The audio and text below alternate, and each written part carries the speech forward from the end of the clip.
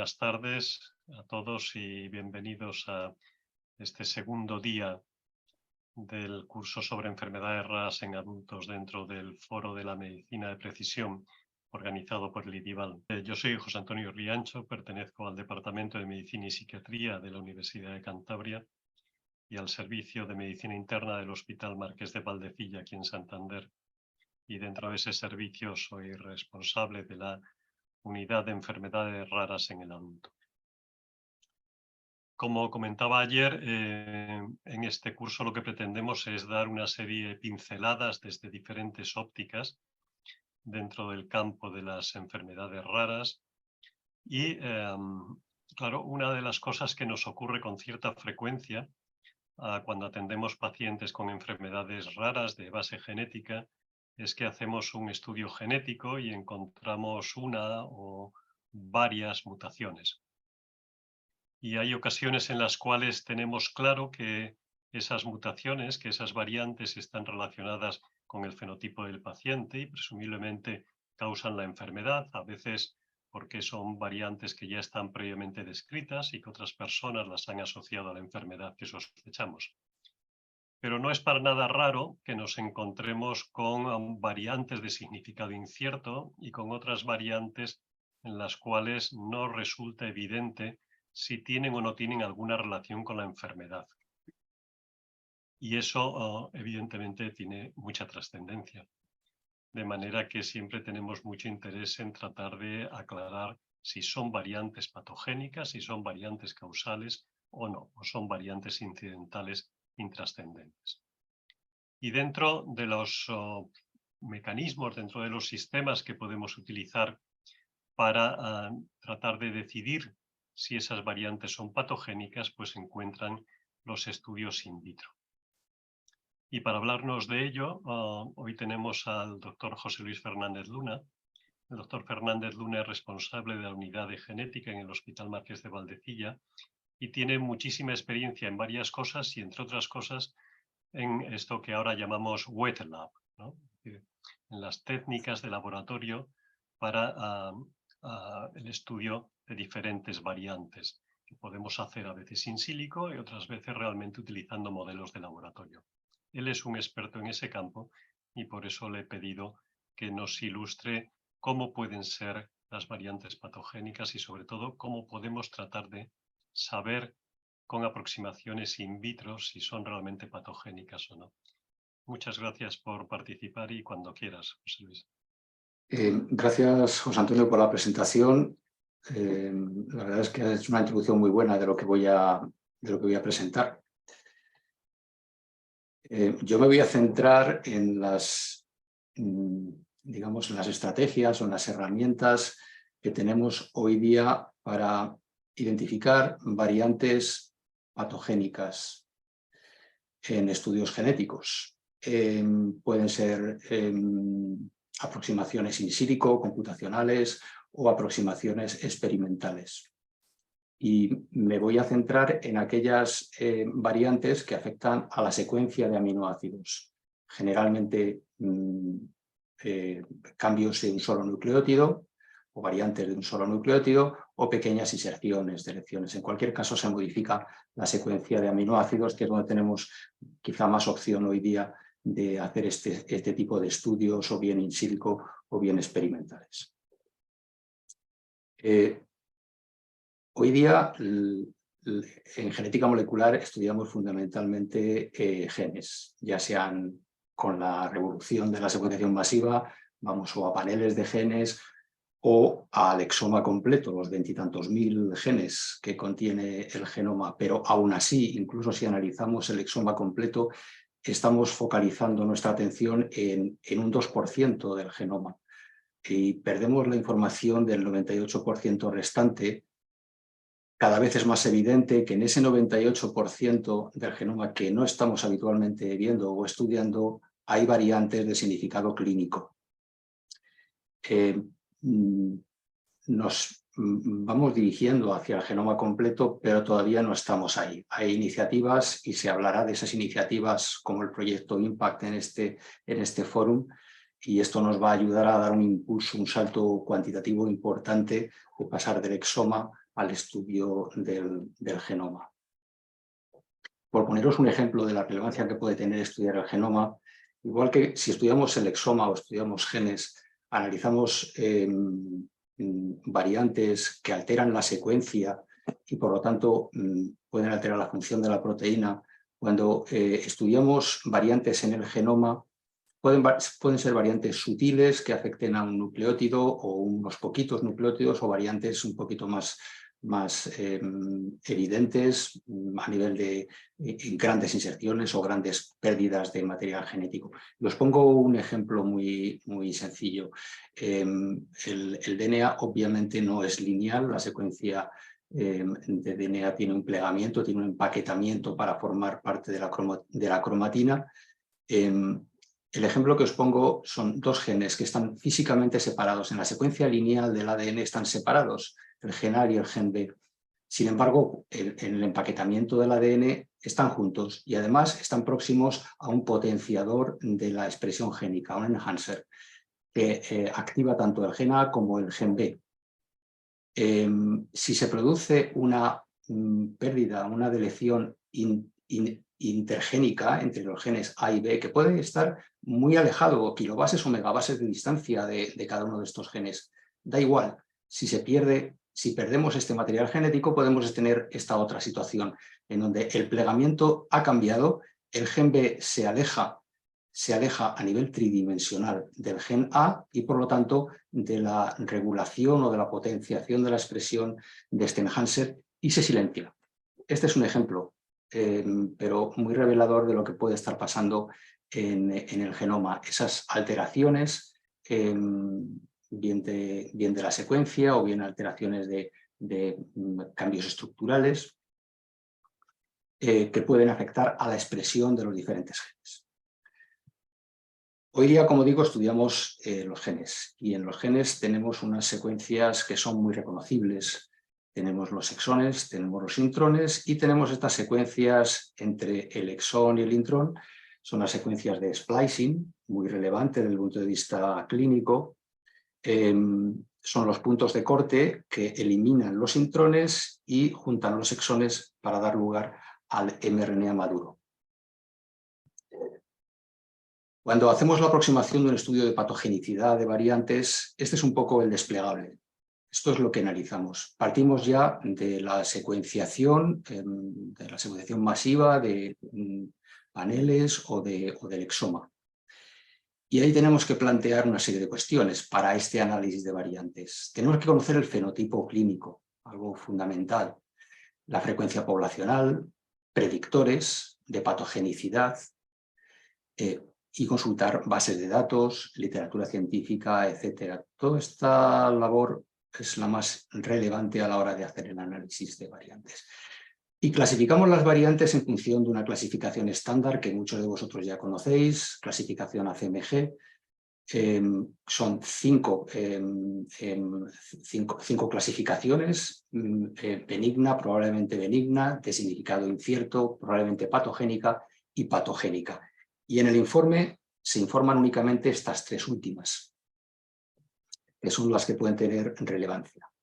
Además, también se informa la cigosidad, la penetrancia y el tipo de herencia, riesgo de ocurrencia y recurrencia, pertinencia de otros estudios familiares o de otros estudios, como pueden ser los estudios funcionales.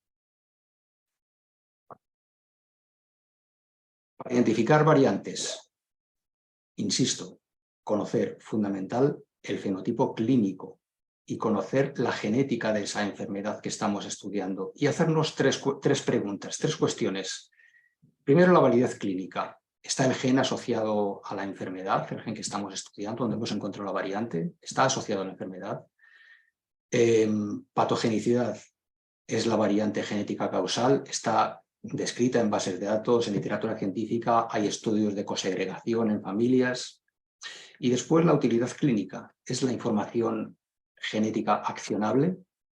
Es decir, saber si la variante que estamos estudiando es patogénica condiciona el manejo terapéutico del paciente. Hay casos muy evidentes, por ejemplo, pacientes con cáncer de mama con mutaciones patogénicas en BRCA1 o BRCA2 que son candidatos a un tratamiento con inhibidores de PARP. Como ya comentaba José Antonio al principio, tenemos casos en donde claramente identificamos una variante como patogénicas, descritas en bases de datos, en literatura científica, múltiples fuentes de información que nos indican que la variante es patogénica. Y otras que claramente la variante es benigna y no le damos ninguna relevancia. Pero después tenemos este otro cajón desastre, variantes de interpretación conflictiva, de significado incierto, como le queramos llamar, y ahí es donde nos genera el conflicto, como decía José Antonio. ¿Qué hacemos con estas variantes? Bueno, lo que tenemos que hacer es acumular el máximo de información posible para orientarnos hacia un lado patogénico o hacia un lado o hacia el otro lado contrario, benigno. Y entonces, para eso tenemos una serie de estrategias. Vamos a empezar viendo cómo analizamos estas variantes de significado incierto que afectan o bien a sitios de splicing o bien a regiones exónicas. Vamos con las variantes de splicing.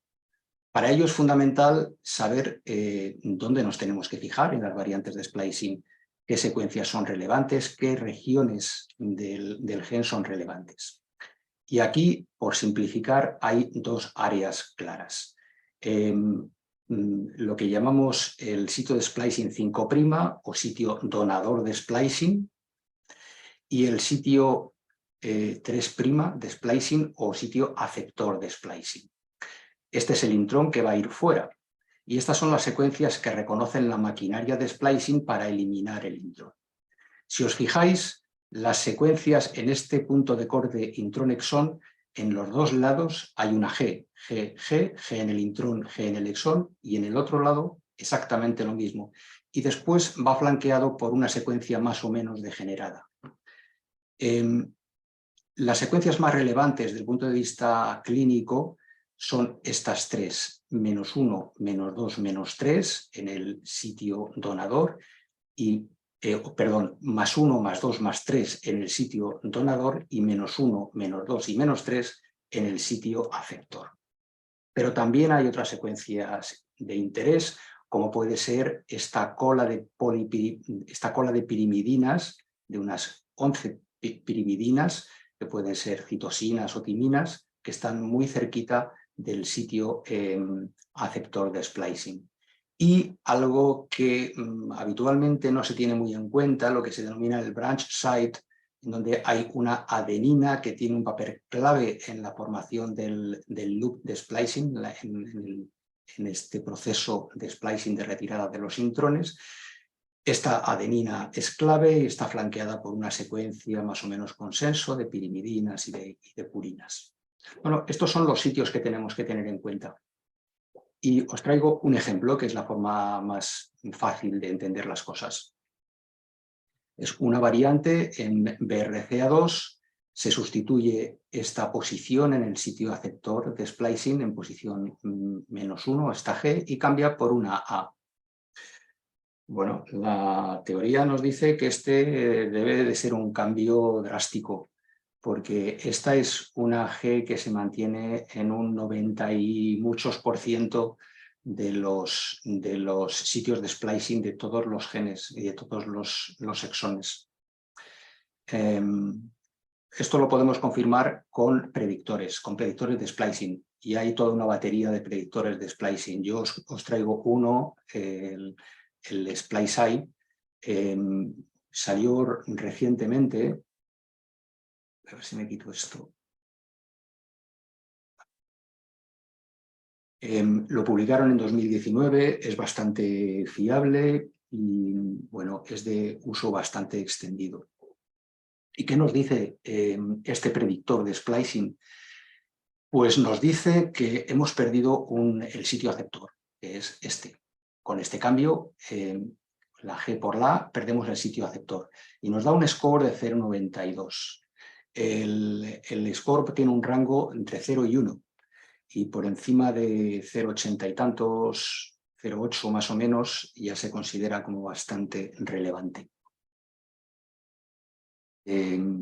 Algo que, bueno, en este caso es que es muy evidente, así, bueno, podías asumir que estaba afectando al splicing, pero el predictor te lo te lo confirma. Mayores dudas las tenemos cuando el sitio del cambio se produce en posición -2, -3, -4 o +2, +3, +4. Bueno, a medida que nos vamos alejando de este punto de corte, pues digamos la probabilidad de acertar con estos predictores disminuye. No nos tenemos por qué limitar a los predictores in silico. Podemos hacer estudios funcionales de splicing, algo que hacemos habitualmente en nuestra unidad. Y de nuevo os traigo un ejemplo que hemos estudiado nosotros. Una variante de splicing en posición +3 en el gen PTEN. Bueno, esto estamos hablando de una posición +3, ya no es tan evidente como una posición +1 o -1. Es en un sitio donador de splicing, pegado aquí en el intrón que está entre el exón 6 y el exón 7. Un splicing normal corta estos intrones y junta los exones 5, 6 y 7. Pero si se elimina este sitio donador de splicing, el sitio donador más próximo es el anterior, con lo cual podríamos tener este splicing que vaya del 5 al sitio afector del exón 7 y perdemos el exón 6, con lo cual tendríamos esta situación. Juntamos el exón 5 con el exón 7 y perdemos el exón 6. Si hacemos una PCR que flanquea el exón 6, con primers en el exón 5 y en el exón 7, vemos que amplificamos, si amplificamos únicamente estos dos exones o también el exón 6. En un control wild type, que no tiene esta mutación, vemos únicamente la forma que corresponde a los exones 5, 6, 7. Pero si metemos el paciente que tiene esta mutación, vemos las dos formas. La forma larga, con los 3 exones, y la forma corta, donde hay un skipping del exón 6. Se elimina. Esto es un gel de agarosa, una electroforesis en gel de agarosa, es un método semi-cuantitativo, no podemos saber qué proporción digamos, de la variante corta hay. Para eso tendríamos que utilizar una PCR cuantitativa o una RNA-seq, por ejemplo.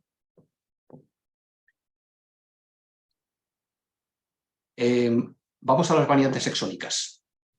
Ahí tenemos diferentes mecanismos de patogenicidad que depende del gen que estemos estudiando. Básicamente las delimitamos a dos. Variantes missense, es decir, por cambio de aminoácido, cambia un aminoácido por otro, y variantes por pérdida de función. Generalmente son debidas a un stop codón prematuro que da lugar a una proteína truncada o que no se expresa. En cualquier caso, a estas las denominamos variantes por pérdida de función. Y cada una de estas mecanismos tiene sus métricas de intolerancia al cambio basados en datos poblacionales, fundamentalmente de Genomat. La métrica para variantes missense es el parámetro Z, y para los pérdida de función es el PLI. Cuanto más alto sea este valor, más intolerante al cambio va a ser ese gen. En este caso, por ejemplo, pues es un ejemplo del gen de la neurofibromatosis, el NF1, y este gen es muy intolerante a cualquier tipo de cambio, tanto variantes missense como variantes por pérdida de función. Otros genes se puede dar más este tipo de variantes patogénicas, missense o por pérdida de función.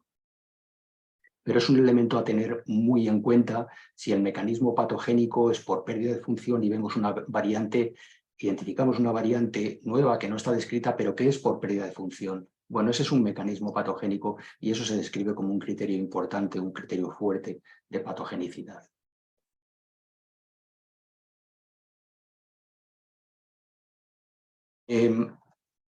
Igual que veíamos para las variantes de splicing, aquí también tenemos predictores del impacto funcional de variantes missense, variantes que cambian el aminoácido.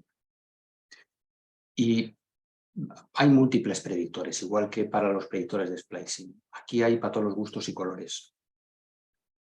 Pero básicamente se centran en dos cosas. Tienen en cuenta bien la conservación de especies, la conservación de esta posición entre las diferentes especies, Y después datos moleculares, datos físico-químicos o de interacción intramolecular o intermolecular, ver cómo aparecen o desaparecen determinadas interacciones entre residuos, entre moléculas.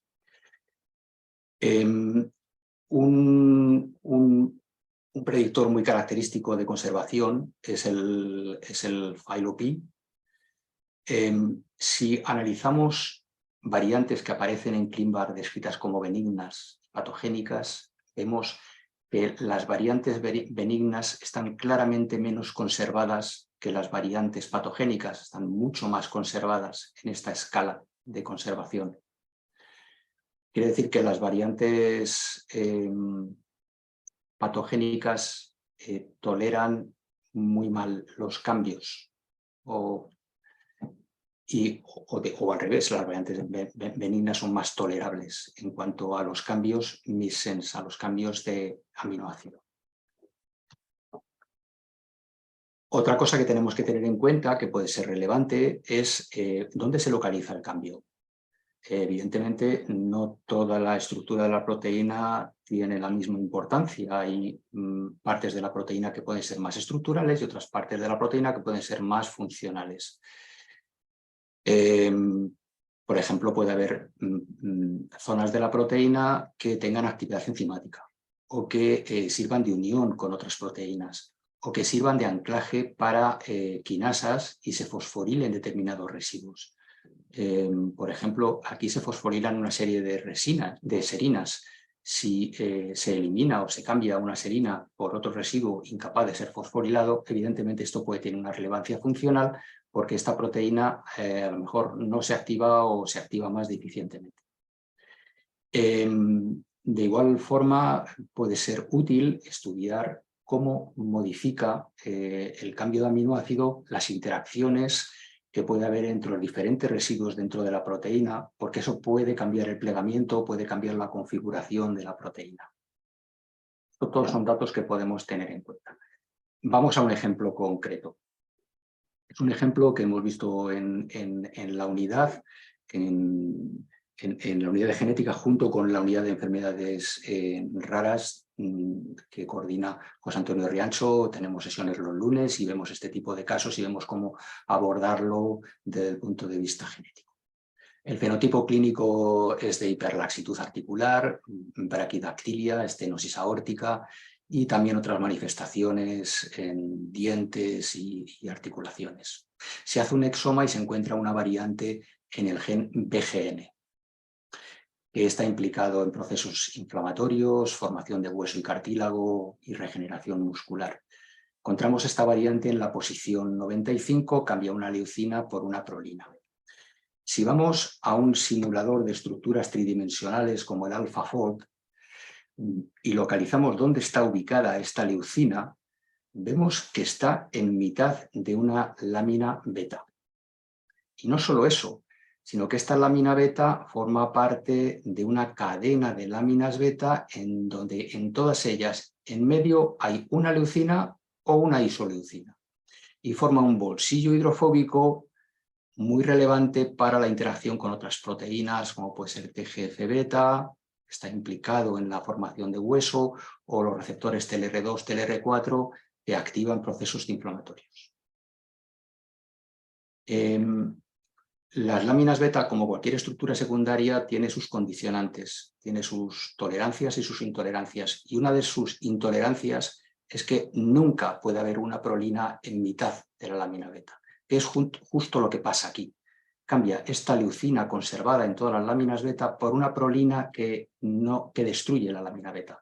No se admiten prolinas por las características estructurales que tiene la prolina, no se admiten en la lámina beta. Con lo cual, lo más probable es que esta lámina beta desaparezca y por lo tanto cambie la conformación, cambie el plegamiento, al menos en esta parte de la proteína. Si utilizamos un predictor de estabilidad, como puede ser el ASPIC, nos confirma que esto es así. O sea, vemos un valor de lo que denominamos diferencia en energía libre. Esto digamos, es un parámetro termodinámico y lo que calcula es la diferencia de energía libre entre la configuración no mutada y la configuración mutada. Cuanto más alto sea ese valor por encima de 0,5, más inestable va a ser ese cambio. Y esto es un valor de interés relevante y que cada vez se utilizará más. Bueno, hemos visto predictores, vamos a ver una serie de ejemplos de ensayos funcionales con diferentes sistemas. Todos ellos o bien in vitro o bien in vivo, con líneas celulares o bien con modelos un poquito más robustos. Para los ensayos funcionales tenemos que fijarnos en las actividades de la proteína, qué actividades tiene. Y de nuevo, os pongo ejemplos, que yo creo que es la forma más clara de verlo. BRCA1 tiene una serie de dominios funcionales, por ejemplo, estos de aquí, de la región C-terminal, son dos dominios, BRCT, BR es de BRCA1, CT es de C-terminal. Son los dominios C-terminal que están implicados en transactivación o en activación transcripcional y en formación de colonias. Esos son los ensayos funcionales que están descritos para unos dominios que están implicados en regulación de la expresión génica o en interacciones con otras proteínas. Bueno, tienen que ser mutaciones o alteraciones que afecten a esos dominios. Vamos a ver el ensayo de activación transcripcional de BRCA1. No me voy a meter en detalles. Simplemente deciros que este sistema consta de dos elementos. Estos dos dominios, BRCT, se unen a un dominio de unión al DNA. Un dominio heterólogo, y lo único que necesitamos es formar este conjunto, este complejo, y después tener un sistema reporter. Un sistema reporter es un sistema que nos da señal, que nos dice si el sistema está funcionando o no está funcionando. Un reporter muy utilizado y que nosotros hemos utilizado muchísimo en el laboratorio es el gen de la luciferasa. Y emite luz. Todo este sistema se introduce, se transfecta en una línea celular, una línea celular humana. Si el sistema funciona, la célula emite luz y lo puedes ver por luminiscencia en un luminómetro, si hay luz o no hay luz. Entonces es una forma relativamente sencilla de analizar qué es lo que está pasando ahí dentro. Entonces lo único que necesitamos es este sistema, clonar esto en un plásmido junto con el dominio de unión al DNA. Si clonamos la versión wild type, la versión no mutada, o clonamos la versión que tiene un polimorfismo benigno, pues vamos a ver que la célula emite luz. Va a haber una respuesta.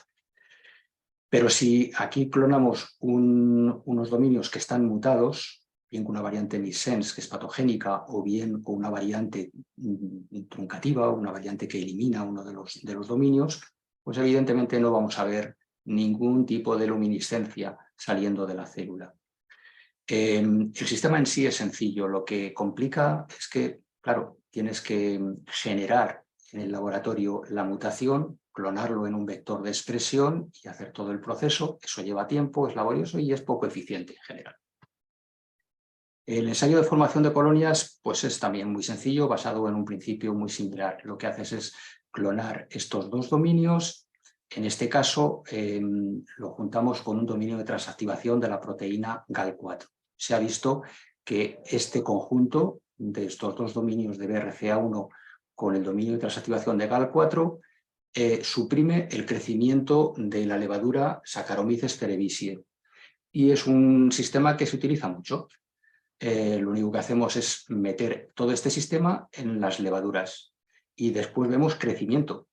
Este sería el control, las levaduras crecen. Si metemos la variante wild type, la variante no mutada, bloquea el crecimiento, pero si la variante que metemos está mutada y esa mutación es patogénica, elimina la actividad de estos dominios del BRCA1, volvemos a ver crecimiento de la bacteria, de la levadura. De nuevo, el sistema es relativamente sencillo, fácil de hacer en casi cualquier laboratorio. El problema es el generar estas construcciones y sobre todo el introducir en el laboratorio in vitro la mutación. Ahora se utilizan sistemas de mutagénesis dirigida mediante PCR, son poco eficientes, son laboriosos y no están al alcance de todos. Un ejemplo sería el de CHEK2, que es un gen reparador de roturas en el ADN con un principio muy similar al anterior. Lo que hacemos es introducir CHEK2, bien la forma wild type, la forma no mutada, o con la mutación que queremos estudiar. La hemos generado previamente en el laboratorio y lo introducimos en la misma levadura. A continuación lo que hacemos es tratar las levaduras con agentes alquilantes que producen daños, producen roturas en el ADN y vemos si la variante de CHEK2 que hemos metido es capaz de reparar esas roturas o no. Si es una variante benigna y es capaz de reparar las roturas porque CHEK2 es funcional, vemos que la levadura crece. Si la variante es patogénica y no tiene esa capacidad de reparación, vemos que la población de levaduras permanece estable. El sistema es relativamente sencillo y lo que complica es la generación de todo el plásmido, o sea, toda la construcción que vamos a meter en la levadura. En este trabajo, publicado en 2019, hacen, mediante este sistema de transfección en levaduras, analizan un variantes, las veis aquí, las rojas son las patogénicas, las verdes son las benignas, las naranjas son las que ni fu ni fa, son variantes de significado incierto a nivel funcional. Y veis que prácticamente casi todas las variantes patogénicas están concentradas en los dominios funcionales de la proteína, o bien en el dominio quinasa, o bien en el dominio FHA, que es de unión a fosfoproteínas. Hay casos en los que es importante saber dónde se están dando esas variantes de significado incierto. Y os pongo un caso que hemos visto en el laboratorio. Esta es una mujer joven con cáncer de mama sin antecedentes familiares. Y encontramos una variante en ATM, variante de significado incierto, y otra variante en CHEK2, variante de significado incierto. De forma individual no llaman la atención, son variantes de significado incierto, pero si nos fijamos en la ruta de señalización, vemos que las dos pertenecen a la misma ruta de señalización de reparación del ADN mediante recombinación homóloga. De hecho, ATM activa CHEK2. Claro, son dos impactos en la misma ruta de señalización y esto muy posiblemente tiene una relevancia distinta a si estudiamos cada uno por separado o si cada una estuviera en rutas de señalización distintas. Por lo tanto, estudiar también estos mecanismos de señalización, cómo funcionan estos genes y cómo pueden impactar las variantes en las rutas de señalización, también puede darnos alguna pista.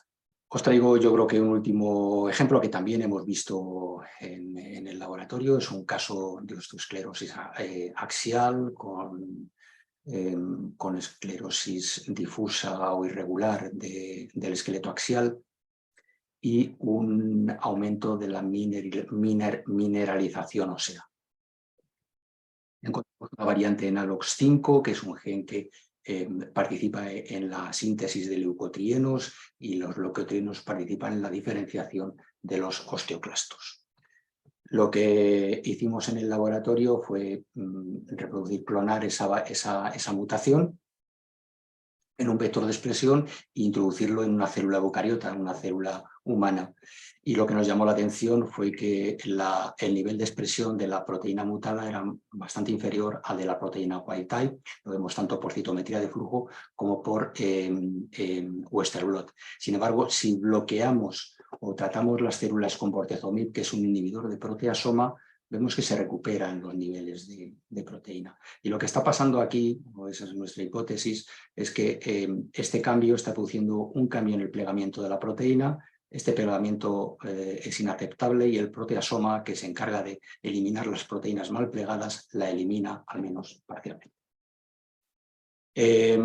Dos cosas así en plan flash. Os decía y os lo he mencionado en más de una ocasión, los problemas que hay ahora para generar estas mutaciones mediante mutagénesis con los métodos actuales. Bueno, esto está cambiando con la introducción de la tecnología CRISPR-Cas9, que no voy a mencionar, no voy a entrar en detalle, simplemente decir que esto hace mucho más fácil la introducción de mutaciones en puntos concretos y digamos que universaliza y va a ampliar el uso de los ensayos funcionales.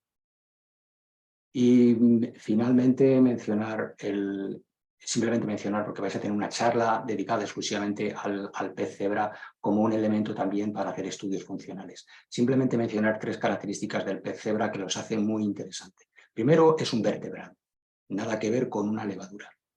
En segundo lugar, más del 70% de los genes humanos tiene ortólogos en el pez cebra. Y finalmente, el pez cebra, tanto en el estadio embrionario como en sus primeras etapas larvarias, es transparente. Al bicho se le ve por dentro todas las estructuras internas, con lo cual es muy fácil ver cualquier alteración que pueda tener en estas primeras fases del desarrollo. Como resumen, simplemente lo que hemos visto, o sea, los 2 grandes bloques de herramientas que podemos utilizar para analizar las variantes patogénicas, bien los predictores in silico, de splicing, de conservación, cambios estructurales o modelos tridimensionales, y los ensayos funcionales, bien con líneas celulares, en el laboratorio, ensayos in vitro, o bien con modelos in vivo, con levaduras o con el pez cebra. Obviamente tiene la limitación de que necesitas una infraestructura especial no disponible en los laboratorios asistenciales, pero como estrategia de investigación puede ser muy, muy interesante. Y nada más, muchas gracias a todos por escuchar. Muchas gracias, doctor Fernández Luna, por esta excelente presentación. A mí me gustaría preguntarte algo que no sé si tiene una respuesta, o por lo menos una respuesta fácil, pero después de lo que nos has dicho, ¿tú dirías que nos podemos fiar de los predictores in silico? ¿Nada, poco, mucho? Depende de cuáles, porque hay muchos. De los predictores de variantes missense, por ejemplo, tienes predictores individuales que van hacia la conservación, otros van hacia consideraciones más moleculares, y después tienes metapredictores, predictores que analizan un montón de otros predictores, como el CAT, el REBEL, y esos son más fiables, porque ahí los algoritmos son más complejos y analizan no una característica como puede ser la conservación u otra característica como puede ser los cambios moleculares, sino que analizan un montón de otros predictores, cada uno con sus preferencias, y los integran y de una forma bioinformática que a mí se me escapa, llegan a un score que en general suele ser bastante fiable. ¿Hasta qué punto te puedes fiar para dar un resultado a nivel asistencial? Bueno, eso tiene que ser un conjunto. Si encaja todo, si encajan los predictores con el fenotipo clínico y tienes algún estudio de segregación familiar, bueno, esto sí que es indicativo. Solo los predictores, evidentemente no. Ni siquiera la clasificación ACMG te lo considera como un elemento relevante, pero no decisivo. Un poco Eso lo complementas con un estudio funcional y el estudio funcional sale claro, evidentemente es un plus, un añadido que te va a decir que muy posiblemente sea patogénica, pero yo tiendo a ser muy conservador con los informes y a no ser que esté muy seguro, puedes poner que sea una BUS probablemente patogénica, porque hay evidencias a nivel de conservación, las posiciones que son ultra conservadas, es difícil que además, por ejemplo, si es una posición muy conservada y además no la tienes en bases de datos poblacionales como Genomat, es muy revelador. No está en población general, es una posición súper conservada y además los predictores in silico casi todos, incluso los metapredictores, te los dan como patogénico o lesivo. Bueno, pues esas son evidencias fuertes de sospecha de que puede ser patogénico. Pero te encuentras muchas de estos casos y a lo mejor en la literatura no tienes estudios de segregación familiar, ni se ha descrito en otras familias, ni en otros casos una patología similar a la que tú estás estudiando. Este es el día a día de los genetistas. O sea, tenemos que estar lidiando con este tipo de situaciones. Por lo tanto, cuanto más herramientas tengamos a nuestro alcance, más evidencias podamos acumular, más información podemos incluir en el informe y más podemos ayudar a los clínicos a tomar decisiones. ¿Qué base de datos y qué algoritmo de causalidad recomendaría para un clínico que no tenga acceso a un genetista? Pues, a ver, bases de datos, nosotros manejamos varias bases de datos. Digamos, la más estándar, la más conocida es ClinVar. ¿Vale? Ahí es donde puedes ver lo que hay descrito sobre variantes. Está bastante actualizada y es es una base de datos que yo creo que consultamos todos los genetistas, una de ellas. Pero si tienes que decidirte por una, quizá la más universal, la más conocida, es ClinVar. Te da bastante información. Otra que utilizamos mucho es Varson. ClinVar es pública, tiene acceso público ilimitado, puedes entrar todas las veces que quieras. Varson tiene el inconveniente de que cuando has entrado en el mismo día varias veces, pues te limita el número de entradas, a no ser que pagues la licencia profesional y entonces tienes un acceso ilimitado. Por comodidad, por facilidad, yo diría que ClinVar es la más accesible y la más fácil de acceder y de interpretar. Muy bien, pues muchas gracias de nuevo. Tenemos que dejarlo aquí para pasar a la siguiente charla. A lo largo de este curso comentamos que íbamos a revisar varias herramientas que nos son de utilidad en el diagnóstico y en el manejo de estos pacientes con enfermedades raras. Algunas herramientas son son herramientas puramente técnicas, herramientas de laboratorio, como las que nos ha descrito el doctor Fernández Luna. Pero otras herramientas son más bien herramientas, que diría, organizacionales. Entre ellas, de manera importante, están las redes de expertos, que nos pueden ser de ayuda para diagnosticar casos particularmente complejos. En este sentido, existe una red de expertos en enfermedades raras, en un conjunto de redes de expertos en enfermedades raras a nivel europeo, que son los European Reference Networks. Y para hablarnos de ello, le hemos pedido que venga el doctor Luca Sangiorgi. El doctor Luca Sangiorgi es coordinador, es director del Departamento de Enfermedades Esqueléticas Raras del Instituto Ortopédico Risoli de Bolonia, en Italia. Es uno de los centros con mayor experiencia en enfermedades raras esqueléticas en Italia y yo diría que en Europa. Y él además es coordinador de unos de esos reference networks, esas redes de expertos. Él es coordinador del ERN Bond. Y además, entre otras muchas cosas, también es responsable de diferentes registros y de pacientes con enfermedades raras y diferentes biobancos. En concreto, le hemos pedido, como digo, que nos hable de estas redes de referencia europeas. Luca, muchas gracias por aceptar participar en este curso. Thank you very much for coming, and we are keen to listen to your lecture. Thank you very much, Jose, for this very nice introduction.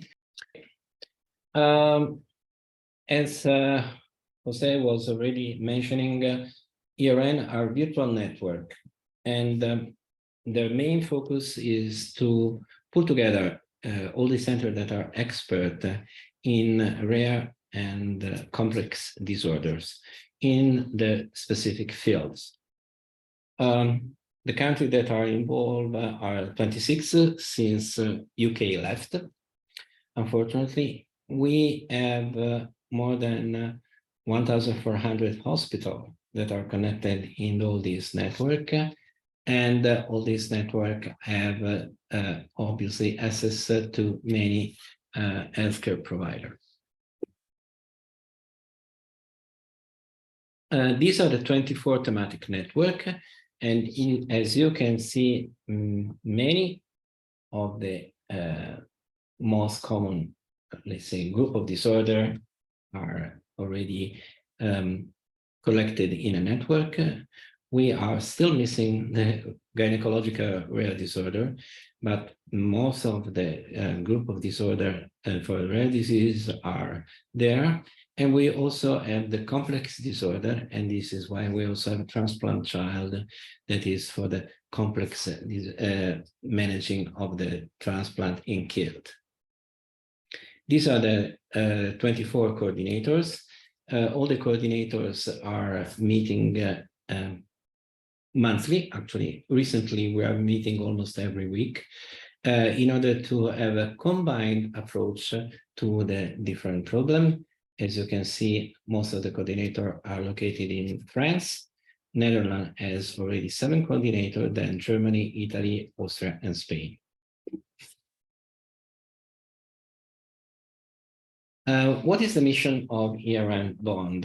Is obviously to work on the specific field of rare skeletal dysplasia and to bring to the attention of the policymaker and decision maker. The picture is one presentation that we had at the European Parliament with the commissioner, and that at that time was the head of the commissioner for healthcare, Andrew Andriukaitis, and we presented and during this meeting the problem connected to diagnosis and the delay of the diagnosis in the rare disease field.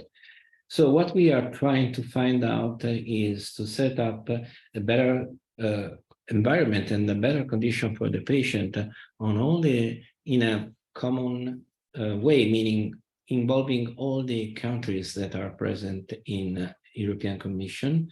And we have decided to focus in 3 main disorders that are osteogenesis imperfecta, X-linked hypophosphatemia, and achondroplasia for the first 5 years. But in reality, we have developed, as you will see later, furthermore aspects compared to these 3. Just to mention the amount of disorder that we are working on, according to the recent nosology, we are more than 400 rare skeletal conditions. And these are part of the skeletal condition that are, let's say, managed in the center that are part of ERN Bond. Most of these conditions are not exclusive to our ERN, meaning that for some of them, and this is a slide of a possible interaction with other ERN for some of these conditions, many of these conditions are shared. And we are working together also with other ERN in order to avoid that for the same condition, you can find, I don't know, 2 different guidelines in the different ERNs. So that would be, instead of a plus for the patient, something that will kind of discourage them or create more problem to them. Our ERN in the past 5 years is grown. So at the beginning, we were 38 healthcare providers distributed in 10 member states. Now we are 53. And the distribution of the member state is double. We are now 20 with the inclusion of the new member. And we have also to consider that Brexit was a big loss for our ERN. We have lost 11 healthcare providers that were distributed in the United Kingdom. This is the current distribution. And as you see, we still have a little problem in the Eastern Europe. We would like to involve more and to have a better distribution of the ERN also in those countries that in which we currently do not have healthcare provider, Poland, Romania, and so on. And in the next 4 years, one of the aspects that we would like to go for is specifically how to involve healthcare provider and patient association, because in all these situations, we have a strong involvement of the patient association for the possibility of involving them and having common activity within the ERN. This is the network governance. As you can see, the current governance, we are now writing the proposal for the next 4 years. Nowadays, governance is distributed in 7 work packages. The name of the work package will become more clear in the next slide, where I will give the description of the activity that are going on in the different work packages. We have a coordination team that is placed here in Bologna. We also have an executive body that is the steering committee, where is sitting the network coordinator, work package leader, and 2 EPAG associates, since we think that it's always mandatory and relevant to have a patient involved in the activity, since ERN are or should be patient-centric. So we want them also in the place in which decisions are taken.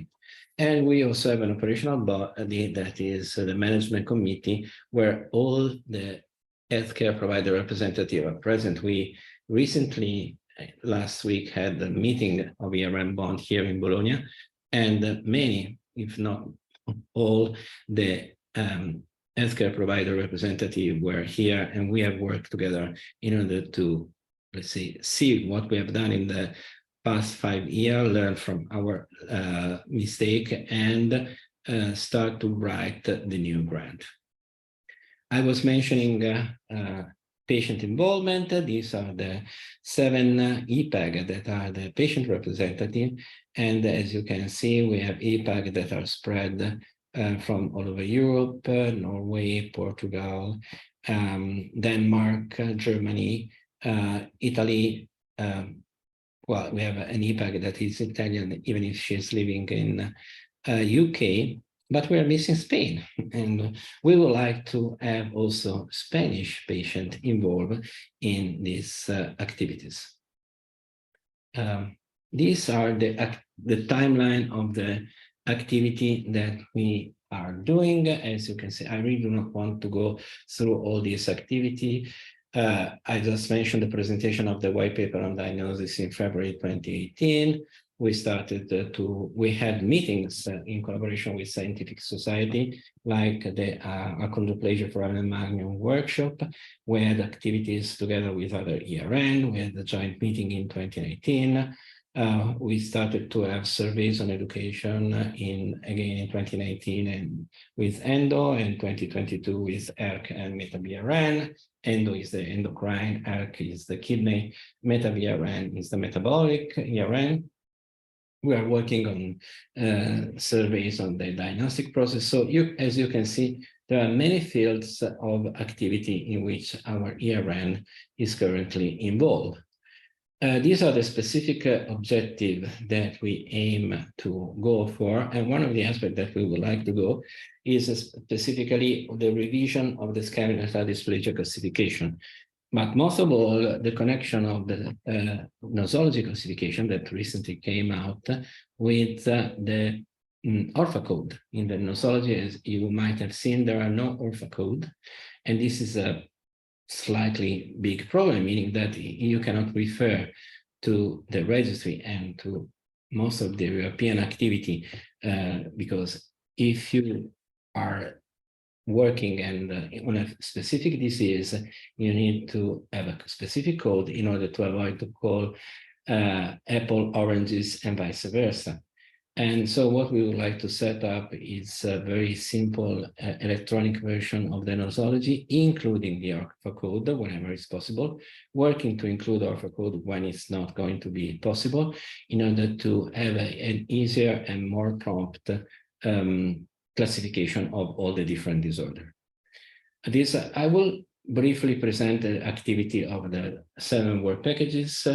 The 3 work packages are in charge of the coordination, and these are more or less to manage the network, disseminate the generated activities and knowledge, set up across ERN collaboration, monitor the network activity, and facilitate the inclusion of patient in the clinical trial.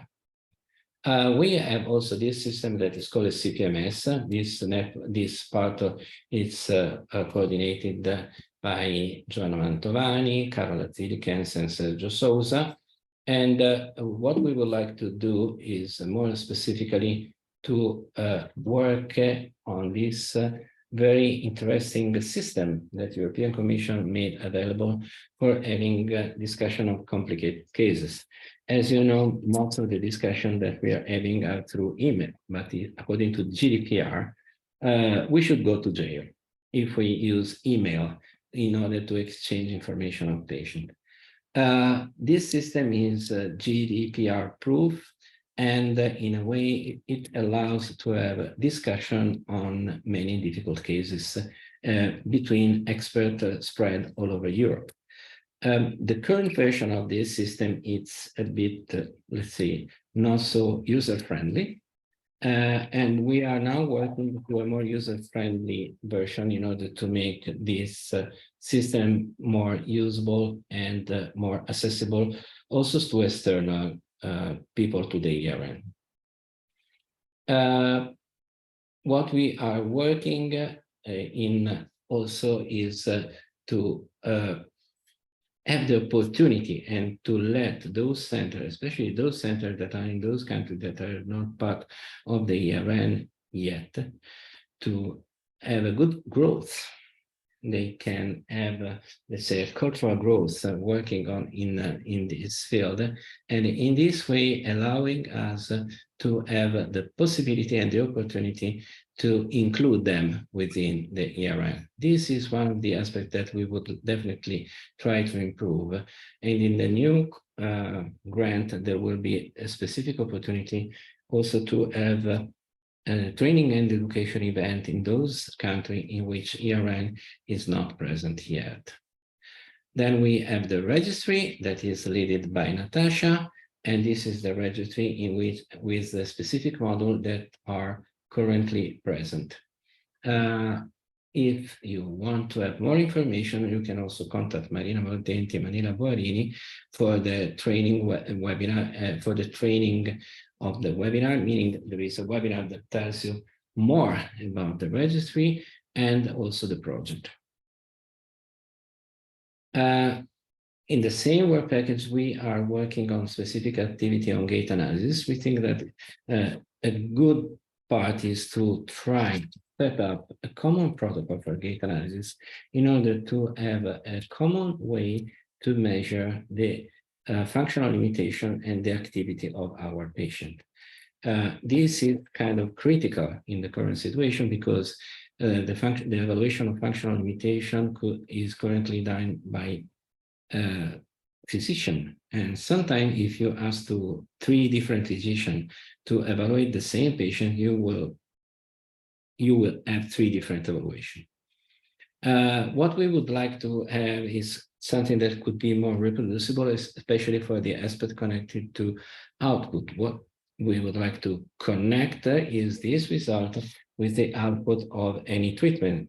Could this be surgical? Could this be rehabilitation? But it could also be drug or any kind of clinical trial that is going to improve the quality of life of the patient. The current protocol is working for the gait analysis lab, and this is kind of an example of the gait analysis that we are currently running in our patient. In the meeting, Lena and Joachim have presented the result of an analysis that has been done on the current literature that is present. And this will become a paper that will be published, and this will also become the basis in order to establish a new protocol that will be adopted in all the gait analysis lab that are present in the different 43 centers that are part of the ERN bond. So we will have an homogeneous way to evaluate and connect these data all over Europe. In the future, what we would like to go for, and we are already working on this, moving from gait analysis that could be done in very well equipped center two sensors.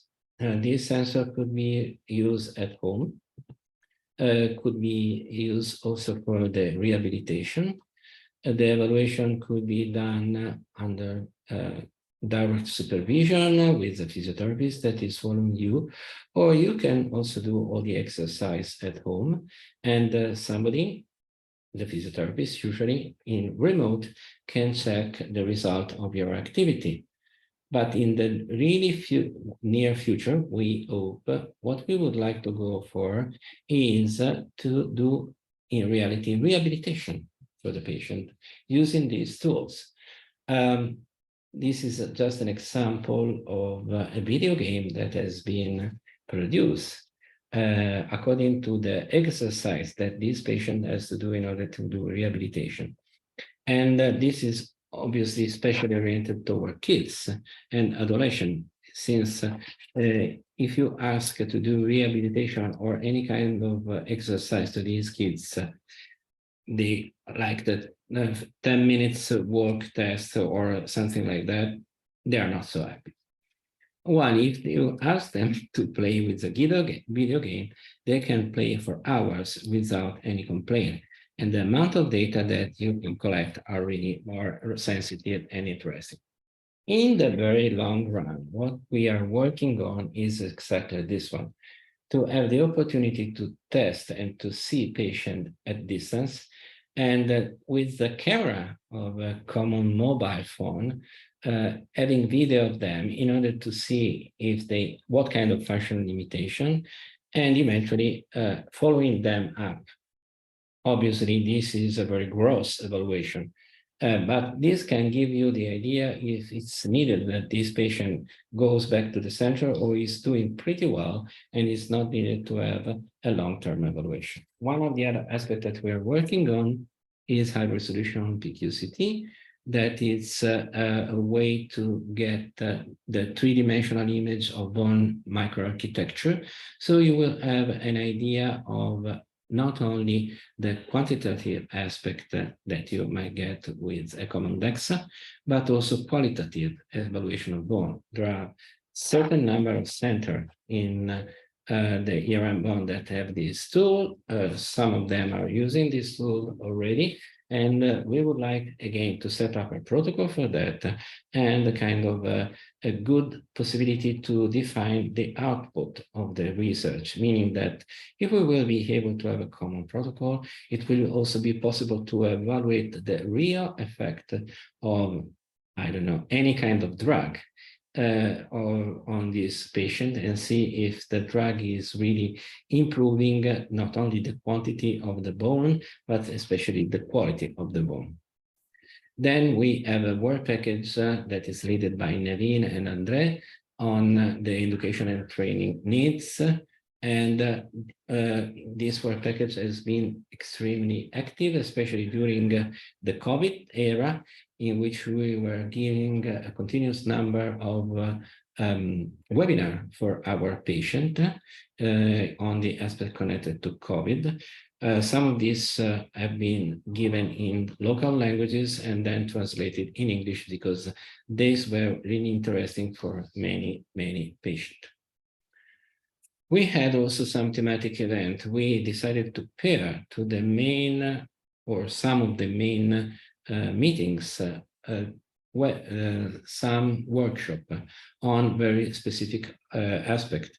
We have taken two workshops at ICCBH on achondroplasia. We had one workshop on OI at the 14th International Conference on Osteogenesis Imperfecta. We are having a workshop at ACTS training course and also in local in Italian or other country events like the Forum in Bone and Mineral Research in Italy. Then we have the work package in diagnostic and research that is led by Valerie and Karen. Gert unfortunately had to leave since his healthcare provider.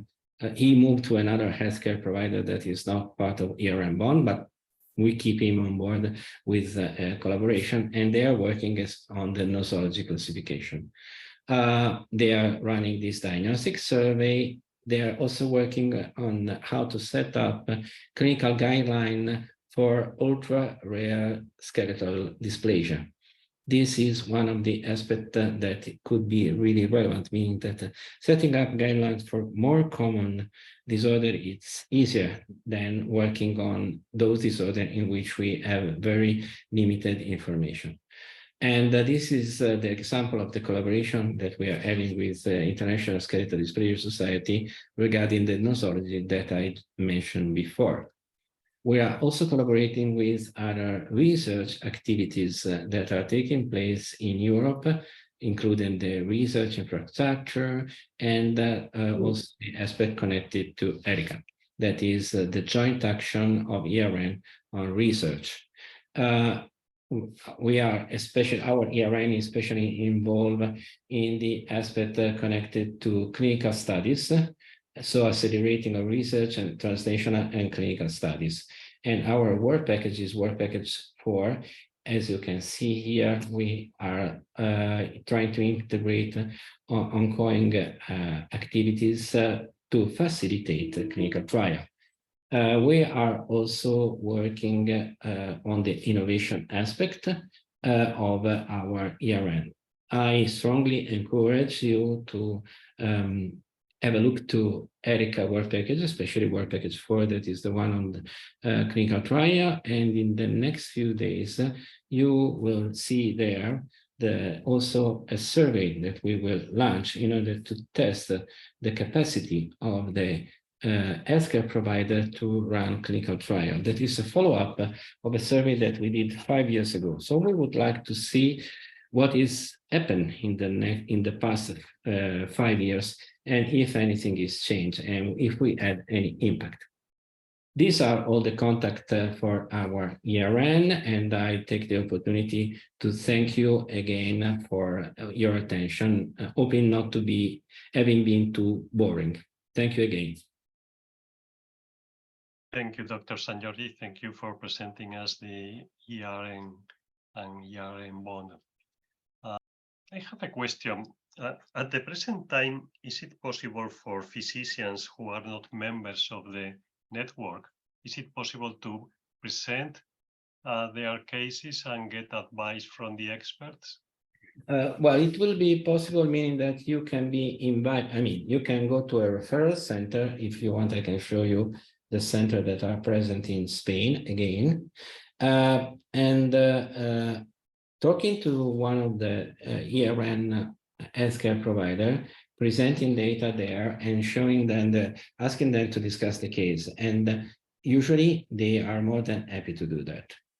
Thank you very much. And we'll keep in mind this very useful tool for the care of our patients.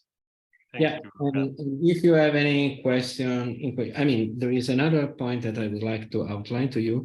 We have a monthly newsletter in which we include all the aspects, all the activity or the possibility that are currently present in our ERN and in other ERN that are connected to us. I strongly invite you to, let's say, subscribe to the ERN Bond newsletter, and that will help you in being updated on what's going on and eventually how you can participate to this activity. Great. Perhaps you could write down in the chat the URL. I will send you all the website where the ERN Bond newsletter is, or let me check if I can find it. Just a second. It's in the chat. Great. Excellent. Thank you very much again, and have a nice time in that wonderful city of Bologna. Thank you very much, and hope to see you soon. Pasamos a la última intervención de esta tarde. Una de las características de los pacientes con enfermedades raras es que a menudo tienen una afectación multisistémica, ¿no? Es verdad que hay enfermedades que están limitadas a un órgano concreto, quizás una miocardiopatía hipertrófica o a una alteración concreta del cerebelo o de otra estructura nerviosa, pero muy a menudo estos pacientes presentan afectación a varios niveles del organismo. Quizás por ese motivo es frecuente que en España y en otros países europeos también los especialistas en medicina interna, por su visión global de los pacientes, es frecuente, como digo, que los especialistas de medicina interna estén liderando las unidades de enfermedades raras en adultos en colaboración con otros especialistas. Y para comentarnos esta cuestión, le hemos pedido que intervenga el doctor Jorge Gómez Cerezo. El doctor Gómez Cerezo es jefe de servicio de medicina interna del Hospital Infanta Sofía de Madrid. Es también profesor titular de la Universidad Europea de Madrid y actualmente es el coordinador del Grupo de Trabajo de Enfermedades Minoritarias de la Sociedad Española de Medicina Interna.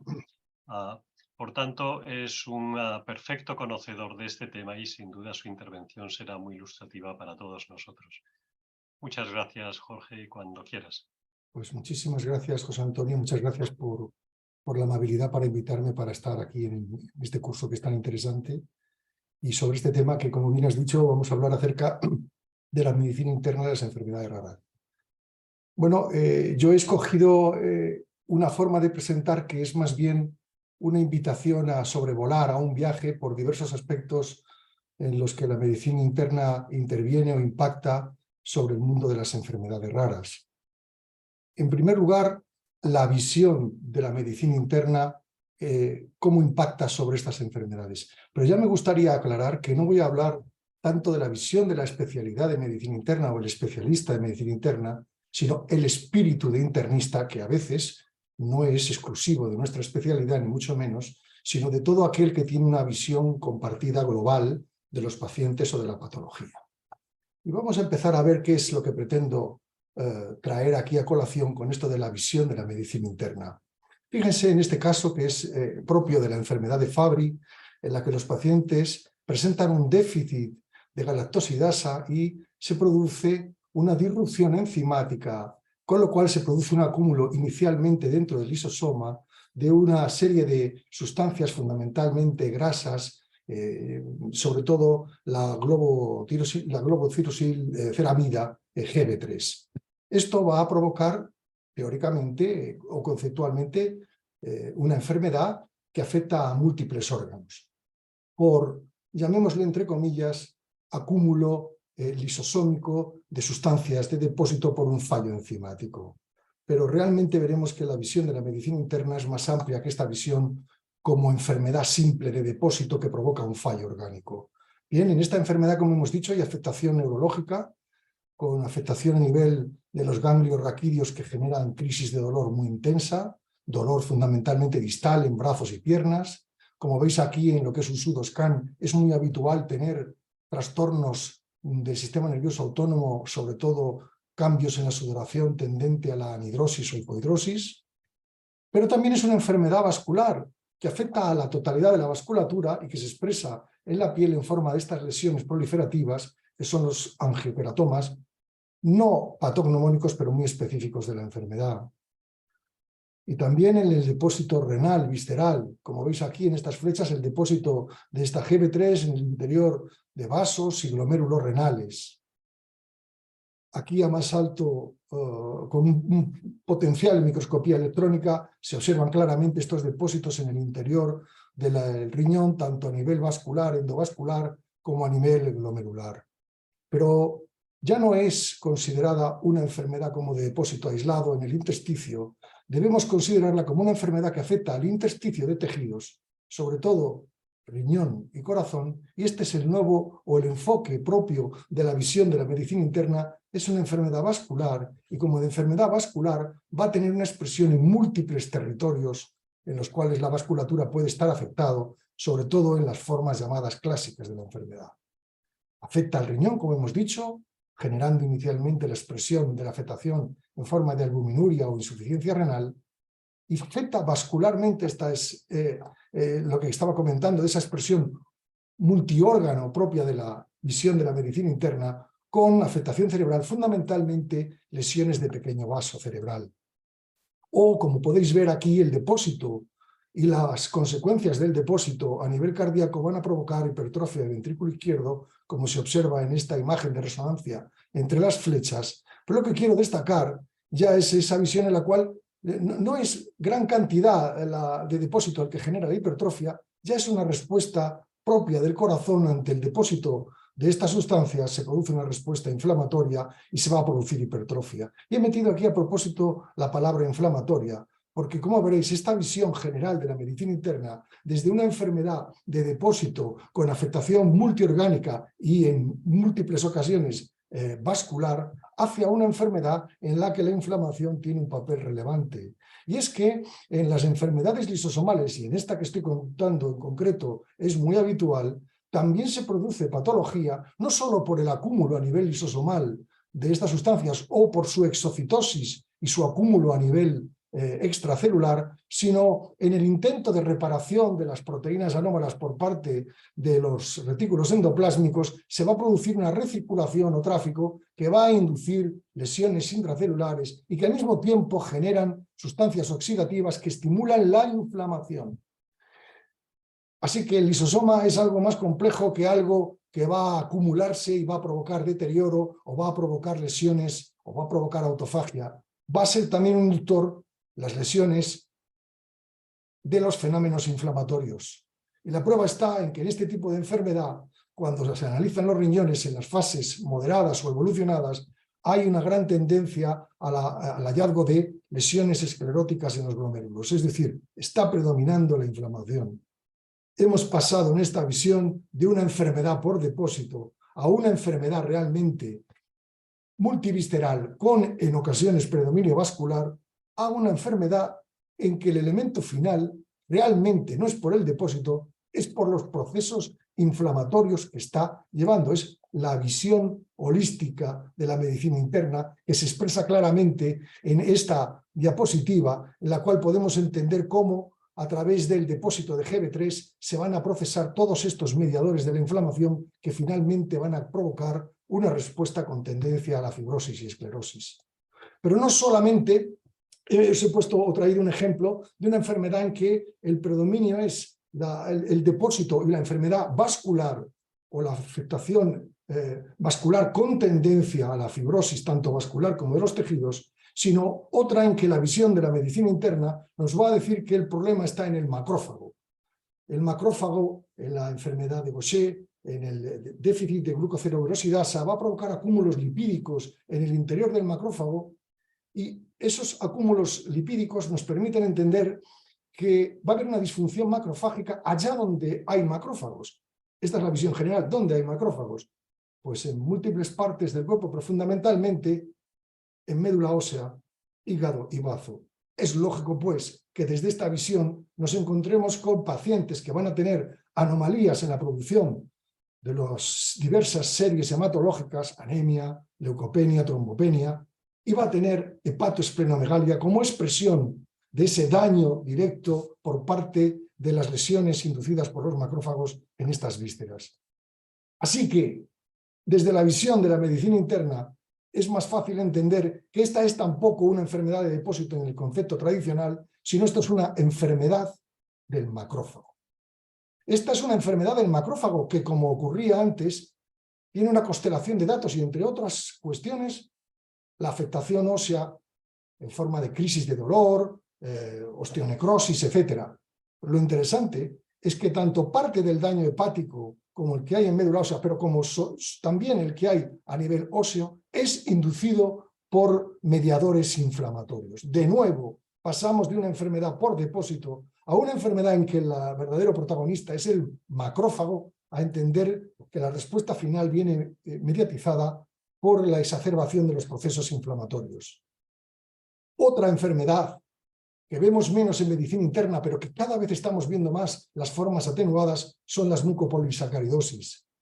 En este caso, por trastornos enzimáticos se producen acúmulos en los lisosomas que van a provocar fundamentalmente daño allá donde hay glicanos, donde hay estructuras de la matriz extracelular, fundamentalmente en el aparato musculoesquelético, cartílagos, huesos, etc., o en el aparato musculoesquelético de las vísceras, hígado, bazo, corazón. desde ese punto de vista, y por similitud a lo previo, aquí también se acumulan sustancias incluso que podemos, glicosaminglicanos que podemos medir, los GAGs, como marcadores diagnósticos. Pero lo interesante es que es fácil de entender la expresión fenotípica a través del entendimiento de que es una lesión que va a afectar a músculo esquelético en la totalidad de las variantes de la mucopolisacaridosis, entendida no tanto como una enfermedad por depósito, sino como una enfermedad que afecta a determinadas sustancias del colágeno, perdón, de la matriz extracelular en puntos clave del sistema musculoesquelético, que explican las diversas manifestaciones de la enfermedad, que provoca también hepatoesplenomegalia y, cómo no, como dije antes, de una forma, si quieren, aburrida y repetitiva, bastan pequeñas cantidades de depósito para inducir una respuesta en la cual está interviniendo la inflamación a un pequeño, a una forma, digamos, no muy abrupta, pero sí constante y mantenida, la que va a inducir la hipertrofia del ventrículo izquierdo. Pero he traído también para que entiendan que incluso hay enfermedades en las cuales, desde el punto de vista del diagnóstico diferencial, uno puede entender que hay posibilidades de que sea mucopolisacaridosis, pero hay otras pero es una enfermedad que se parece mucho, como es la alfa-manosidosis. Quizá como factor diferencial podríamos encontrar la tendencia más marcada que en las NPS a presentar inmunodeficiencias o afectación del sistema auditivo en forma de sordera. Y en ese sentido se están haciendo estudios para diferenciar los fenotipos de alfa-manosidosis entre los pacientes que se sospecha mucopolisacaridosis haciendo estudios genéticos. Pero aquí también esa visión de la medicina interna nos permite entender no solo que es una enfermedad en la que afecta a múltiples órganos, sino que realmente son los pequeños procesos inflamatorios los que van a provocar las secuelas, la destrucción, el deterioro en la calidad de vida y en ocasiones, desgraciadamente, la muerte de los pacientes. Y he dejado para el final de esta primera parte una enfermedad que a mí me parece el paradigma de la medicina interna, y es el déficit de lipasa ácida lisosomal, porque este déficit va a provocar el acúmulo de ésteres de colesterol dentro del hepatocito, lesiona el hepatocito, le va a inducir esteatosis, apoptosis, etcétera, puede llegar a producir cirrosis en las formas más graves, sobre todo en neonatos o en niños muy pequeños, pero lo interesante del caso es que entendemos también que va a cursar con un aumento de LDL colesterol en sangre y, por tanto, las formas atenuadas o los niños que sobreviven van a desarrollar por una hiperlipemia LDL muy importante, refractaria generalmente al uso de estatinas, la enfermedad por placa de ateroma, en la cual va a haber manifestaciones multivasculares y las cuales va a haber fenómenos o eventos vasculares isquémicos precoces. Interesante esta visión global en la cual, otra vez, una enfermedad del lisosoma acaba provocando una respuesta inflamatoria, sí, porque no olvidemos que al final las placas de ateroma se rompen porque hay un proceso inflamatorio, sean provocadas por un déficit de lipasa o por cualquier otro factor desencadenante.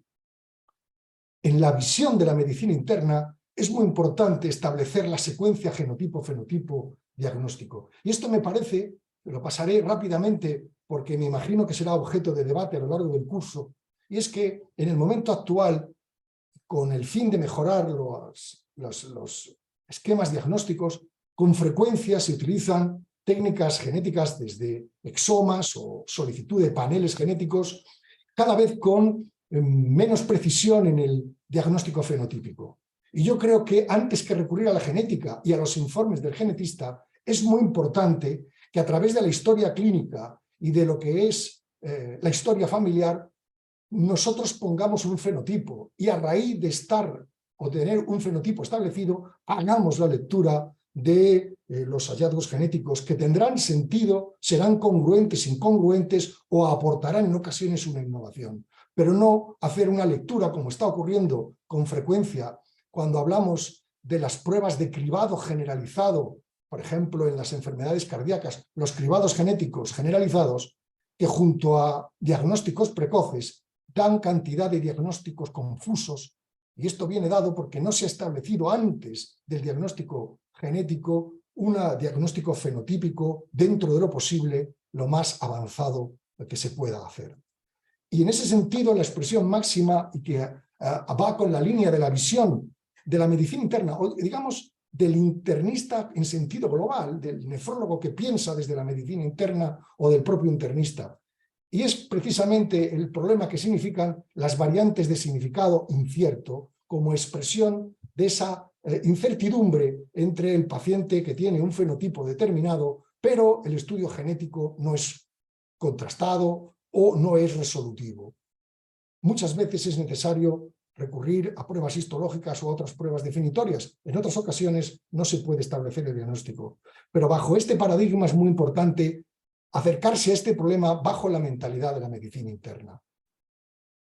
La medicina interna y las enfermedades raras tiene, junto a esa visión, la visión de las comorbilidades. Diríamos, nuestras capacidades de evaluar a los pacientes desde el punto de vista de la pluripatología nos ofrecen un punto, la verdad, de protagonismo muy interesante cuando hablamos de las comorbilidades funcionales. Esto es lógico. La presencia de múltiples afectaciones orgánicas hacen que la visión de la medicina interna sea ideal para muchos de estos pacientes que sufren incapacidad funcional desde diversos puntos de vista. Pero es que ya cuando hablamos de enfermedades concretas, por ejemplo, en el propio Fabry, la cantidad de pacientes que tienen comorbilidades que entroncan con lo que es esa visión de la medicina interna es grande, desde el hipotiroidismo subclínico hasta la patología bronquial en forma de obstrucción bronquial, asma. Pero luego digamos la enfermedad de Gaucher, donde están descritas cantidad de comorbilidades asociadas, incluso ya desde hace mucho tiempo por los grupos en los que han intervenido los españoles, por el grupo de Zaragoza, donde ya se ha descrito desde hace muchos años la cantidad de patología o comorbilidad que asocian estos pacientes, que hacen que la medicina interna aporte una visión esencial en su cuidado. O lo que se ha descrito también desde el punto de vista de la enfermedad de Gaucher, de la asociación con mutaciones que se observan en la enfermedad de Parkinson, y así también se han visto pacientes con Gaucher que asocian Parkinson o Parkinson que tienen, teóricamente, Parkinson idiopático que presentan mutaciones de Gaucher. Y así ha surgido desde una enfermedad que es por depósito, teóricamente, aunque ya hemos visto que es una enfermedad del macrófago y que es una enfermedad que realmente acaba con procesos inflamatorios, se junta y se aproxima al concepto de sinucleopatías, que es la enfermedad por depósito que se aprecia en algunas enfermedades neurológicas. Esto es un continuo, una constelación que nos va uniendo situaciones fisiopatológicas. Incluso Gaucher, y no solo Parkinson, enfermedad maligna, en forma de gamapatías monoclonales que pueden acabar induciendo linfomas u otras enfermedades. Bien, para acabar con esta parte de las comorbilidades, yo diría que esta es una lista, y poniendo como ejemplo pacientes con Gaucher, la cantidad de fármacos que llevan. La polifarmacia es otro punto nuclear en la visión de los pacientes con enfermedades raras. Y en ese sentido, la visión de la medicina interna polivalente lo hace ideal para ser el elemento o actor principal a la hora de llevar al paciente que tiene toda esta problemática, no solo funcional, sino los problemas derivados de la pluripatología. Y ahora pasamos a otro aspecto. Hemos dejado esa visión, cómo impregna la visión del internista en las pacientes con enfermedades raras, y ahora vamos a ver la medicina interna en la organización sanitaria, en la atención sanitaria. Y en ese sentido, ya lo es en muchos hospitales de nuestro país, donde un solo internista crea, en realidad, si me permiten la expresión, su propia unidad, porque es uno solo, llevando una consulta en la que intenta atender al nivel que crea adecuado y que puede a pacientes con enfermedades raras, lógicamente asociado o buscando asociaciones con grupos de referencia que le puedan orientar o facilitar o resolver los problemas de los pacientes. Así que el internista aquí en la atención entronca desde dos puntos de vista, desde la consulta monográfica o individual o con 2 o 3, pero sobre temas muy concretos, o el grupo multidisciplinar que trabaja sobre 1, 2 o 3 enfermedades, grupo en el que están diversas especialistas, médicos especialistas o incluso grupos multidisciplinares, como dice mi querido amigo Tony Herrera, interprofesionales en los cuales trabajan fisioterapeutas, enfermería, etc.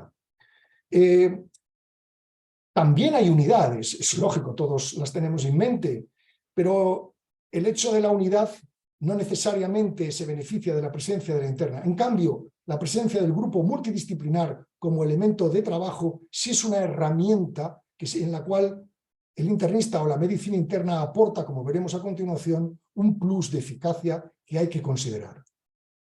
Les pongo mi experiencia de cómo empezamos nosotros.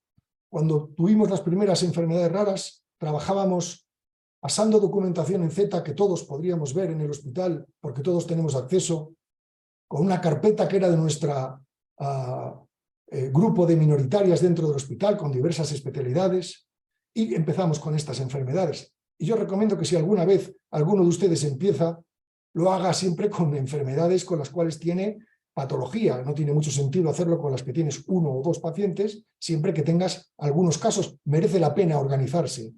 Por ejemplo, aquí hay una carpeta de esclerosis tuberosa y esta carpeta tiene información sobre actualización, criterios diagnósticos y terapéuticos, y esto que es muy importante, como veremos ahora, la creación de circuitos funcionales. ¿Qué facultativos están involucrados? Porque alguien tiene un paciente que tiene esta patología, entra en esta carpeta y sabe a quién se tiene que dirigir, y a su vez viene aquí documentado los centros y personal de referencia nacional y las asociaciones de pacientes. Y este sistema ya es un sistema de interacción e integración sencillo, no requiere ningún aval y es una forma de sentido común en la cual los grupos pueden empezar a trabajar con una forma sencilla. He aquí, les he puesto algunos de los circuitos con los que empezamos, por ejemplo, el circuito de esclerosis tuberosa, donde están redactados las formas en las que hay de interactuar mediante consultas o visitas evolutivas, y he puesto aquí como eje central en esta enfermedad el neurólogo y aparecen el resto de las especialidades con las cuales se trabaja. O en la enfermedad de Fabry, la que tiene quizá mayor protagonismo en la medicina interna, o la enfermedad de Gaucher, la cual es interna, hematología, pediatría.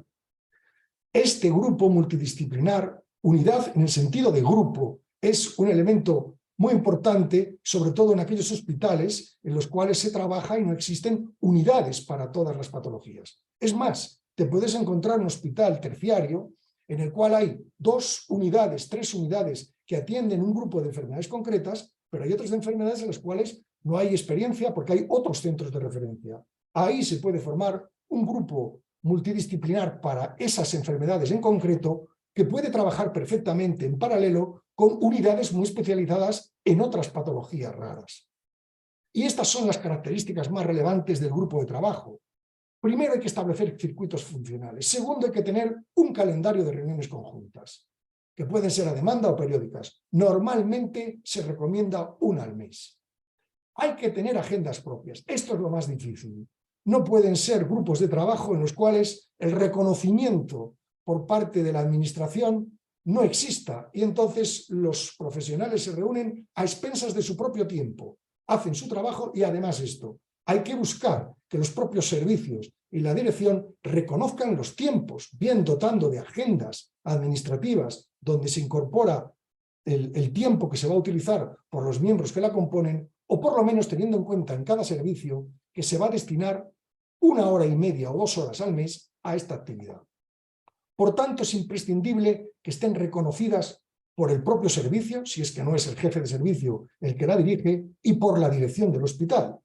Y esto va a ser esencial porque estos grupos tienen como función el seguimiento de los pacientes, pero la toma de decisiones diagnósticas, es decir, aunque al paciente lo siga llevando su médico, va a haber una toma de decisiones diagnósticas que van a ser compartidas. Es muy parecido el esquema de trabajo de los grupos al que para muchos será fácilmente entendible, que es el de los comités de tumores. Alguien lleva al paciente, pero la toma de decisiones diagnósticas es conjunta, y también la toma de decisiones terapéuticas que deben ponerse en un acta o simplemente en el evolutivo de la historia clínica.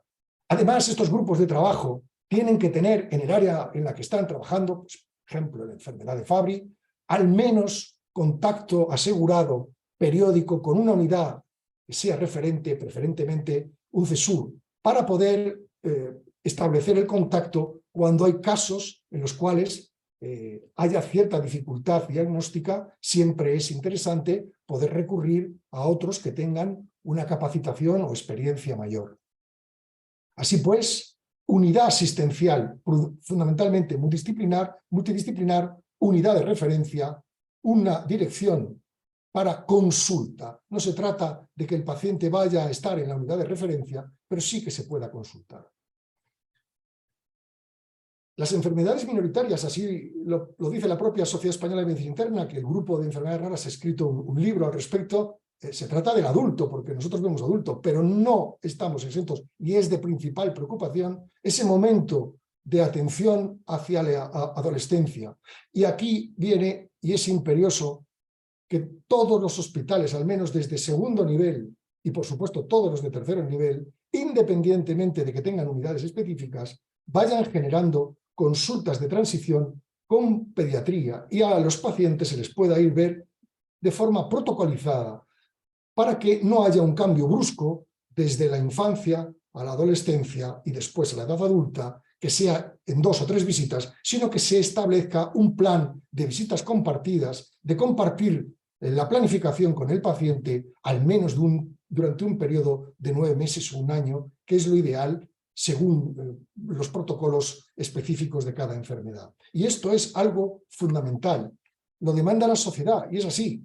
Y estamos necesariamente obligados a verlo porque, afortunadamente, la supervivencia de estos pacientes es cada vez mayor, y también hay pacientes que debutan en la segunda infancia o en la adolescencia y que, por tanto, es necesario que se vayan creando estas unidades específicas para este grupo de edad. Y finalmente, la medicina interna participa también en dar trascendencia a su actividad a través de la acreditación de las propias unidades o consultas monográficas o parte de esos grupos multidisciplinares en los que trabaja. Y en ese sentido se utilizan los criterios que la propia sociedad utiliza para la acreditación de unidades, sus criterios y estándares, que pasaré aquí brevemente para comentar algunos aspectos de interés. ¿Qué pretende acreditar las unidades de enfermedades minoritarias? Pues obtener esa homogeneización en el modelo de asistencia al paciente. Esto es lo más importante. Y que al mismo tiempo tengamos calidad. Calidad y que sea homogénea la forma de organización dentro de lo posible.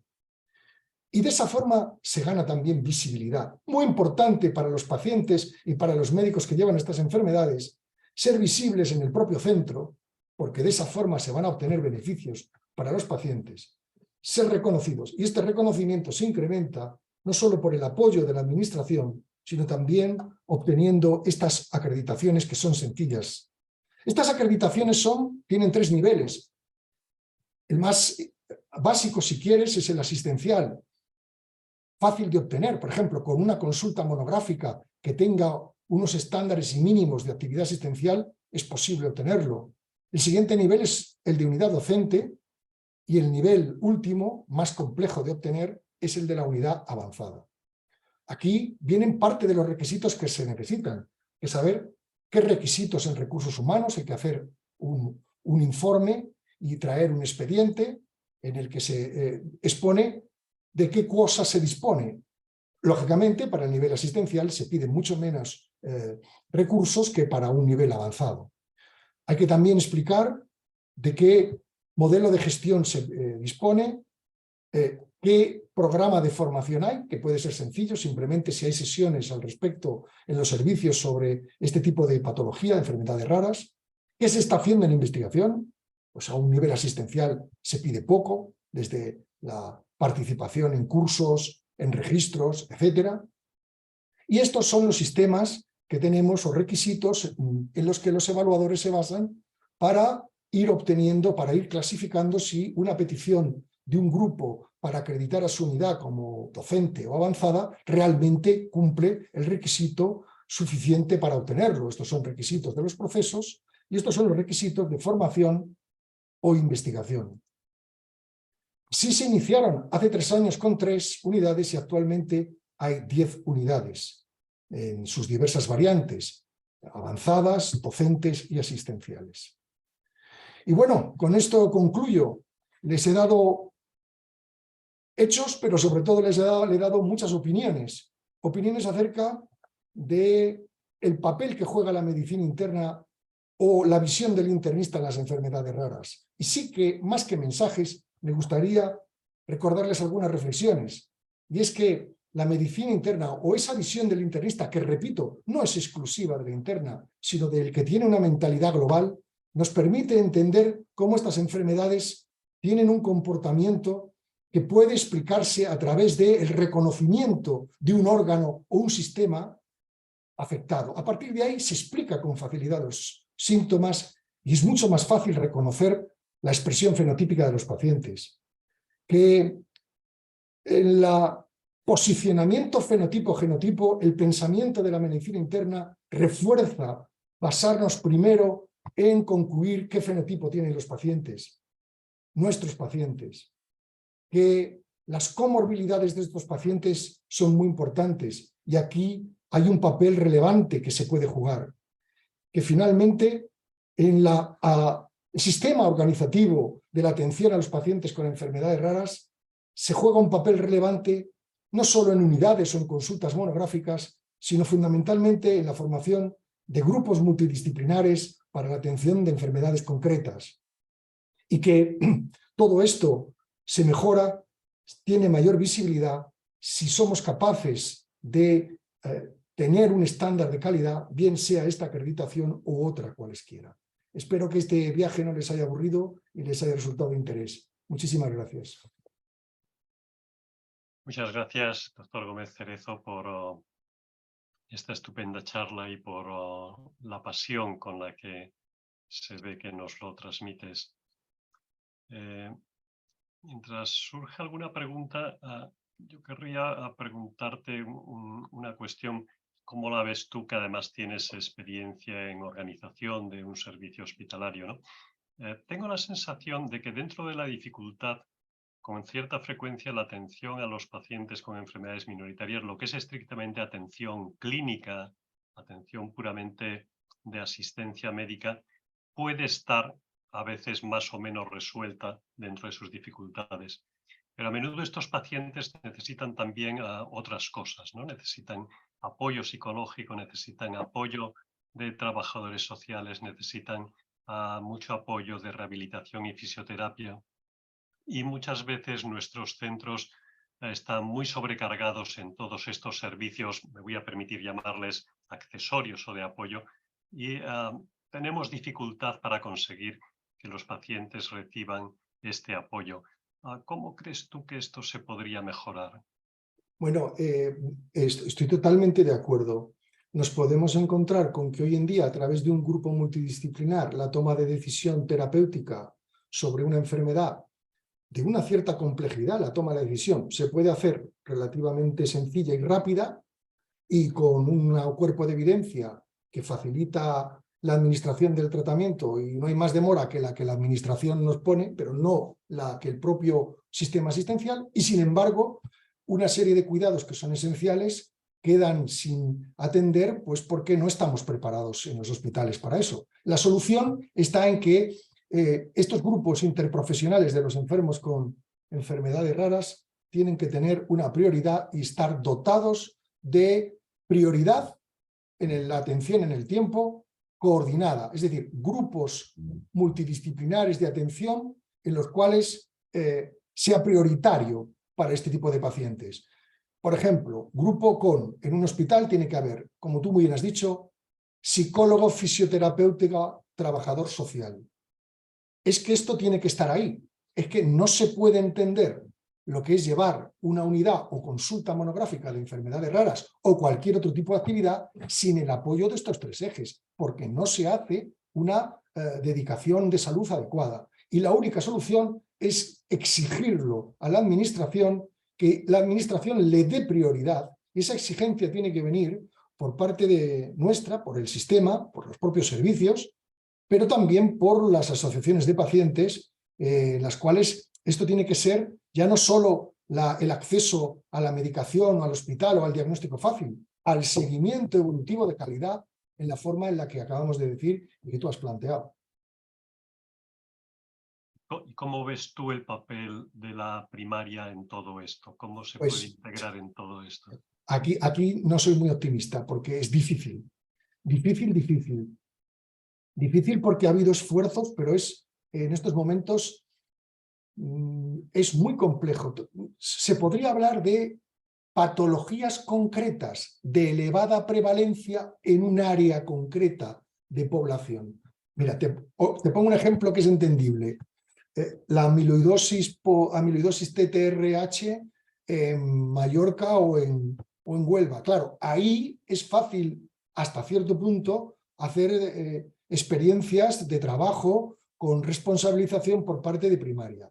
Pero así en general lo veo muy difícil, muy complejo. En estos momentos, aunque hiciéramos una inversión en docencia, motivación o facilitar circuitos, mi opinión, que es puramente subjetiva, no es muy optimista con respecto al éxito. Es decir, se trataría en todo caso, de hacer un esfuerzo docente en el que sobre una serie de enfermedades, no de pediatría, en mi caso del adulto, se pasaran simplemente 2 o 3 líneas rojas de alarma a los médicos de atención primaria y que los tuvieran presentes. Y que tuvieran presentes de una enfermedad 2 o 3 líneas rojas. A partir de ahí, la derivación. Pero es muy complicado pensar en otras formas de apoyo diagnóstico o de seguimiento evolutivo. Muy bien, pues si no hay más preguntas, de nuevo gracias por tu intervención. Gracias a todos los asistentes y cerramos aquí la sesión de hoy y nos citamos para mañana a las 4 de la tarde. Un saludo a todos. Muchas gracias.